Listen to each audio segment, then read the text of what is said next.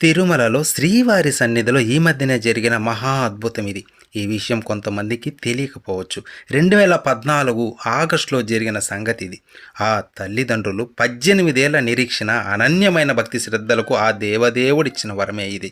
తన 18 ఏళ్ల పుట్టు మోగ అయిన కుమారుడిని చూసి ఎలాగైనా మాటలు తెప్పించాలన్న ఆ దంపతులకు ఎక్కడా నిరాశే మిగిలింది. బిడ్డకు నోటి మాట వస్తే మొక్కు తీర్చుకుంటామని 16 ఏళ్ల క్రిందటే స్వామివారి సన్నిధికి వచ్చి దర్శనం చేసుకొని వెళ్ళారు. తర్వాత వీళ్ళు లండన్ వెళ్ళిపోయారు. అక్కడ కూడా స్పీచ్ థెరపీ లాంటి ట్రీట్మెంట్లు ఇచ్చినా ప్రయోజనం లేదు. మళ్ళీ ఒక్కమారు తాము నమ్మిన వెంకటేశ్వరుని దర్శనం చేసుకుందామని వచ్చిన వాళ్ళకి శ్రీవారు తమ లీల చూపారు. దర్శనమైన తర్వాత వకులామాత ఆలయం దగ్గర అర్చకులు ఇచ్చిన తీర్థం సేవించిన ఆ యువకుడికి అప్రయత్నంగా అమ్మా అని ఉచ్చరించాడు. ఇక ఆ తల్లిదండ్రుల ఆనందానికి అవధులు లేవు. ఆలయం బయటకు వచ్చి ఆ యువకుడు మీడియా ముందు కూడా మాట్లాడాడు. ఓం నమో వెంకటేశ్.